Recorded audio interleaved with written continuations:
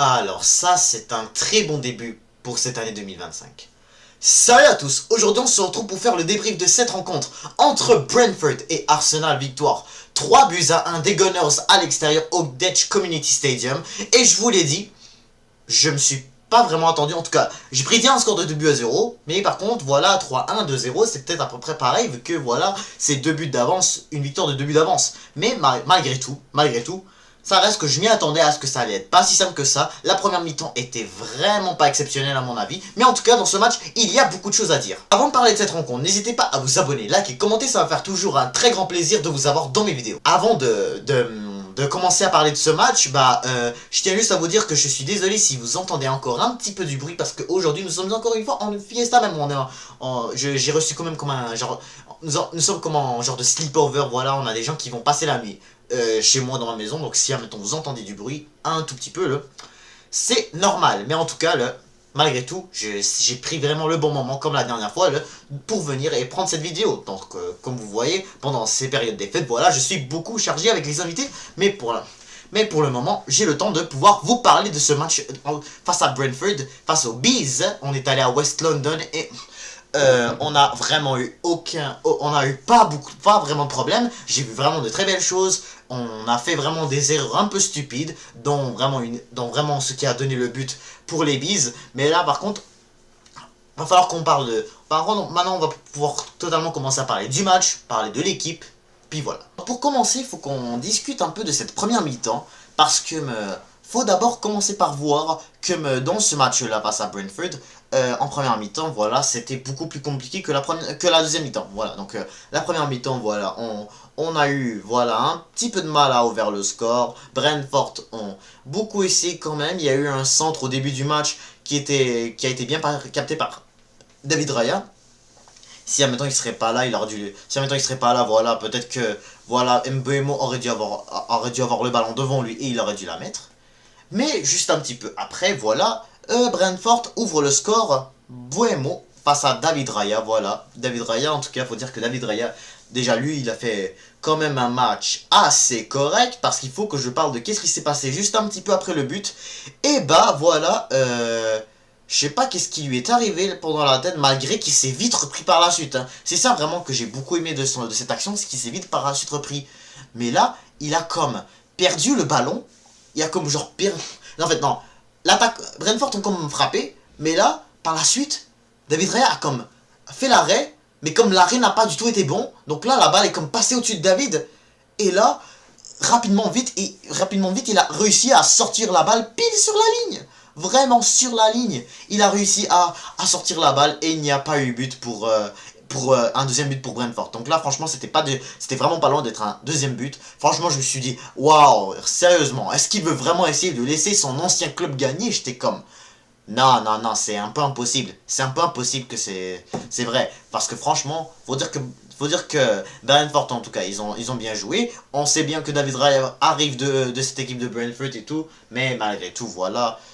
À part ça, voilà, Brentford n'ont pas vraiment eu de énormes occasions, faut dire la vérité. C'est pour ça que je dis que c'était pas si difficile que ça. Mais vraiment, cette première mi-temps a été vraiment compliquée. En tout cas, pas parce que Brentford a beaucoup essayé. En fait, je dis beaucoup essayé, mais parce que quand même, faut dire qu'en même temps, cette équipe de Brentford, surtout, on l'a bien vu en première mi-temps, leur défense était pas mal. Elle était vraiment quand même bonne en tout cas. Faut dire que vraiment on avait eu beaucoup de mal. Hein. On avait eu beaucoup de mal à faire des tirs, on avait eu beaucoup de mal à se retrouver en tout cas dans ce match-là. Mais quand même, là, parce que juste un peu après, voilà, là, à la 29e minute, t'as Thomas Partey qui fait la frappe. Il a fait la frappe. La frappe de Thomas Partey a été comme bien faite. Et puis ça a atteint le gardien. Voilà, le gardien de Brentford a fait l'arrêt. Jesus est arrivé et il marque son but. Voilà, l'égalisation des Gunners. Voilà, donc c'était plutôt en fait surtout voilà le fait que le fait que Partey ait pu faire ce tir surtout et que voilà on ait pu mener qu'on ait pu égaliser surtout. Puis par la suite, un petit peu après, voilà, t'as les Gunners qui essayent un peu plus de pousser pour, pour finir par mettre un deuxième but et à la mi-temps. Mais là, on a bien... Et c'est surtout là où que j'ai vu que Brentford ont beaucoup plus essayé de défendre que de surtout d'attaquer. Parce que voilà, je dis que Brentford a beaucoup attaqué. C'était surtout au début, juste avant qu'on égalise. Et par la suite, voilà. Par la suite, en essayant de... Et par la suite, après égaliser, ils ont beaucoup plus essayé de défendre. Et là, c'est là où on a pu voir que...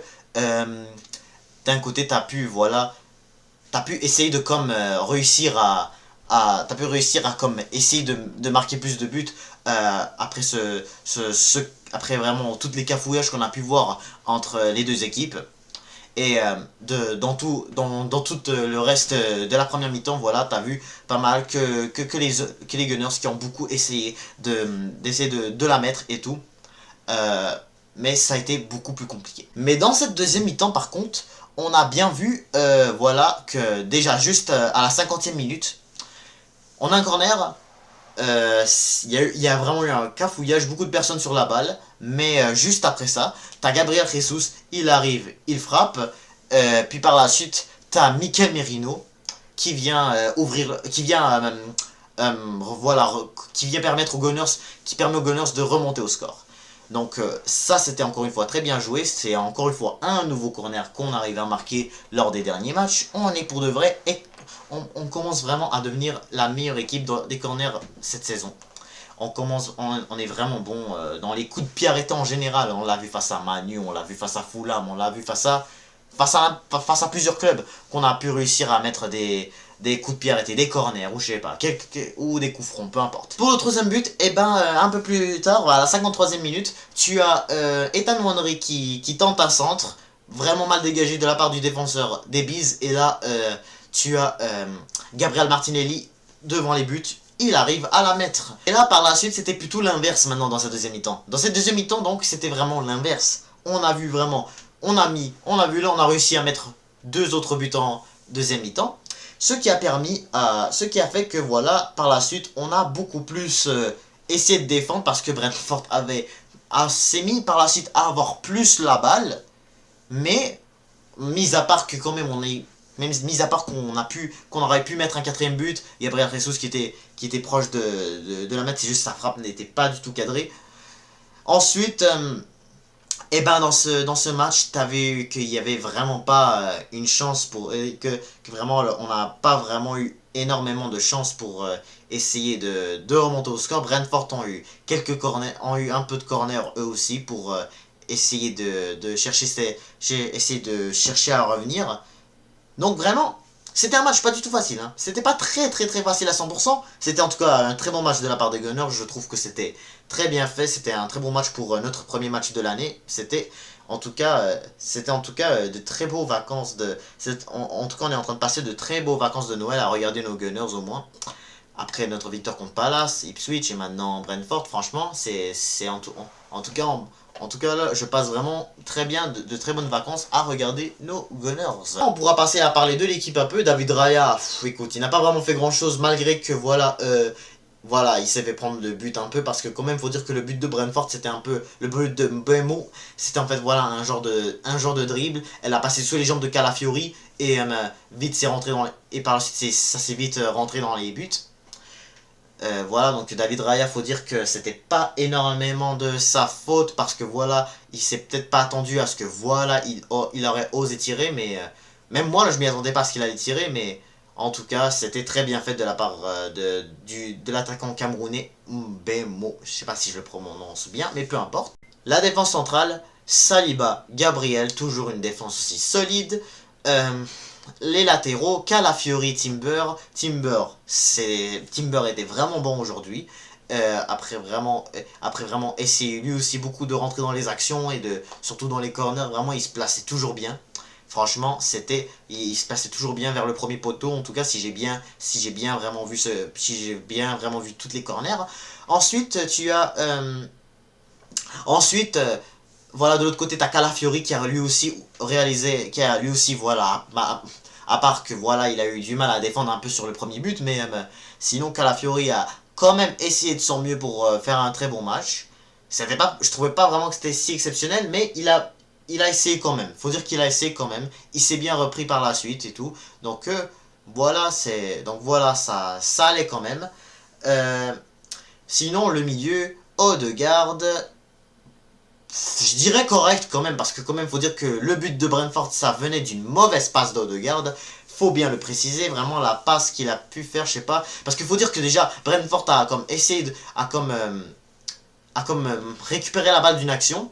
Ensuite, faut dire que quelqu'un, je me souviens plus, est-ce que c'était Timber ou est-ce que c'était... Je me souviens plus vraiment c'était qui avait récupéré la balle. Mais par la suite, voilà, t'as Odegaard qui récupère, qui a le ballon dans ses pieds. Et là, vraiment, sa passe a été vraiment dégueulasse. Ce qui a vraiment permis à Brentford d'avoir l'occasion de, voilà, mener au score. Ensuite, Merino, bah, à part mettre le deuxième but, je ne trouve pas non plus que lui a fait un match exceptionnel, je dirais. Merino pour moi, c'était pas 100% un bon match quand même. Sinon, voilà, quand Declan Rice est rentré, ça pas vraiment... Écoute, faut dire que vraiment les changements qu'on a eu, faut dire que les changements qu'on a eu, faut dire que les changements, en tout cas, ils ont souvent été, ils ont été vraiment à la fin, vraiment dans les dernières minutes.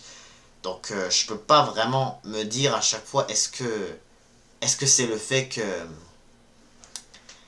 est-ce que c'est le fait que vraiment il y a beaucoup de, est-ce que c'est vraiment le fait que surtout tu as c'est surtout vraiment le fait qu'on a beaucoup vraiment, est-ce que vraiment c'est le fait que surtout Merino s'est beaucoup brûlé et tout, a beaucoup était en tout cas bien en forme pour continuer et tout, mais que par la suite, voilà, il s'est vite brûlé et tout, on l'a vite sorti par la suite. Mais en tout cas, pour moi, je voyais vraiment pas Merino avoir sa place, la vérité. Hein. Après vraiment les deux derniers matchs de Declan Rice, je comprends même pas comment Declan Rice commence pas titulaire. Hein.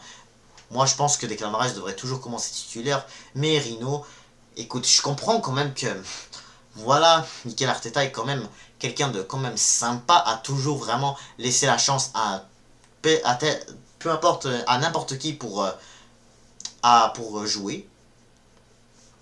Mais à mon avis, je pense qu'il fallait vraiment qu'on... Mais à mon avis, je pense que Declan Rice, dans des matchs comme ça, il faut vraiment qu'on ait vraiment la meilleure équipe 100% là, pour gagner. Mais écoute, Merino a fait lui aussi ce qu'il pouvait, donc vraiment, je vais pas vraiment le critiquer plus. Et puis, Thomas Partey, lui aussi très bon match, c'est grâce à lui qui vient le deuxième, l'égalisation, excuse-moi, le deuxième but, l'égalisation des Gunners, c'est grâce à lui c'est grâce à lui que, voilà, Jesus a la chance d'être seul devant les buts et égaliser avec sa tête, c'était très bien fait. C'était vraiment très bien joué, malgré que Brentford a beaucoup essayé de nous défendre, hein, comme je l'ai dit, ça a été vraiment bien joué. Ensuite, et ensuite, voilà, passons à l'attaque maintenant. Donc, pour de vrai, on n'a pas vraiment eu aujourd'hui beaucoup de problèmes sans Bukayo Saka.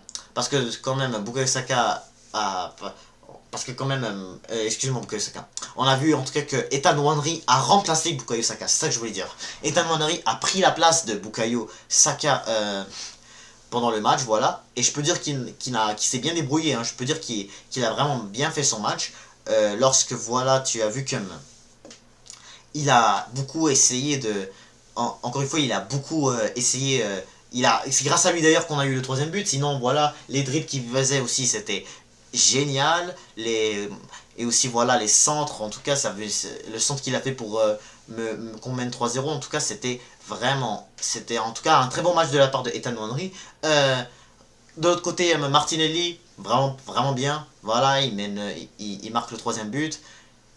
Vraiment, pour de vrai, Martinelli, en tout cas, c'est pour moi l'un des meilleurs matchs de la saison. Hein. Peut-être qu'il pourrait se reprendre en 2025, hein, pourquoi pas. Pour finir avec Gabriel Jesus, voilà, c'était pour moi le meilleur joueur. En tout cas, je trouve que pour moi, Gabriel Jesus était le meilleur joueur. Il nous a donné l'égalisation. Malgré que Ethan Nwaneri a lui aussi fait un très bon match. Mais moi, je trouve que Gabriel Jesus s'est vraiment battu. Malheureusement, voilà, il s'est comme cogné. Je pense, un défenseur de Brentford lui a comme frappé dans le visage. Il a saigné un petit peu. Mais par la suite, voilà, il a déchiré son chandail a été déchiré, ce qui a fait que voilà, il n'avait pas le choix de sortir. Voilà, qu'il n'avait pas vraiment le choix de sortir à la fin. Mais sinon, bien sûr, hein, voilà, il est toujours, voilà présent il a toujours été présent dans les contre-attaques qu'on a eu. Il était pas loin de mettre un doublé encore une fois. Donc vraiment dans les derniers matchs, Gabriel Jesus, c'est dans les 4 derniers matchs, en tout cas, Gabriel Jesus, c'est 6 buts en 4 matchs. Donc vraiment, c'était une performance vraiment bien pour bien commencer l'année 2025. Prochain match va être très compliqué, Brighton à l'extérieur. Donc vraiment, ça va être un match qu'il va falloir vraiment se méfier parce qu'il faut dire que Brighton nous ont vraiment fait un match compliqué, faut dire la vérité. Sinon, dans les autres rencontres, on a bien vu, ils ont battu Tottenham, ils ont battu City, ils ont fait un match difficile pour Chelsea et pour Liverpool, voilà. Liverpool ont eu du mal à les battre, même si que Chelsea a gagné 4 buts à 2, Chelsea ont quand même eu du mal après les 2 buts qui se sont fait encaisser. Par la suite, tu as... par la suite, après Chelsea, peut-être bien sûr, ils ont battu Manchester United, voilà. C'était surtout les matchs qu'il fallait que je m'y rappelais de cette équipe de Brighton. Et puis voilà, on va se déplacer à l'extérieur surtout, parce qu'on se souvient que lors du dernier match, on a fait vraiment match nul à l'Emirates. C'était au mois de septembre avant la trêve internationale. Au mois de septembre, troisième match de la saison, les mouettes, voilà, les Seagulls, je sais pas comment on les appelle, ils sont venus chez nous à l'Emirates Stadium et ils sont venus avec un point, surtout que eux ils avaient tellement bien commencé la saison aussi, après 2 belles victoires contre Man U puis contre Everton, si je dis pas de bêtises. Et puis par la suite, voilà, ils arrivent chez nous et ils sont venus et ils ont fait vraiment ce qu'il fallait qu'ils fassent, ce qu'ils devaient faire et ils l'ont très bien fait. Et ils l'ont mérité même de finir ce match en égalité. Voilà, on a eu un joueur de moins et tout, on ne comprend pas vraiment les décisions de l'arbitre qu'on a pu voir dans cette rencontre. Donc, selon moi, vraiment, le fait qu'on puisse prendre cette revanche, je pense que ça serait très important qu'on puisse vraiment se venger de cette équipe de Brighton. J'espère vraiment qu'on puisse gagner ce match-là. Ça va être compliqué. Hein. Faut dire que ça va être compliqué. Voilà, c'est vraiment pas facile de se déplacer dans le stade Amex au sud de l'Angleterre. Donc, franchement, mais en tout cas, je vais être confiant. Hein. Je vais toujours rester confiant. J'ai vraiment vu un très beau match de la part de la plupart de nos joueurs. Les joueurs vraiment se sont essayés ils ont quand même essayé, faut dire, hein, ce que j'ai un peu critiqué, mais vraiment, j'ai confiance en mon équipe cette fois-ci. Mais pour revenir vraiment à ce match en général, j'ai beaucoup aimé la performance.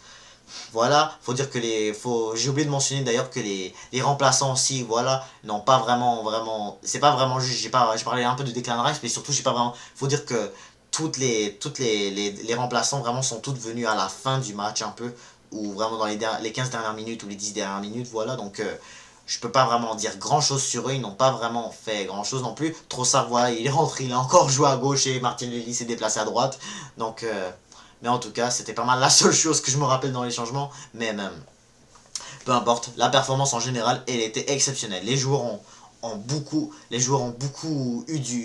ont eu un peu de difficulté au début parce que Brentford défendait quand même bien en première mi-temps.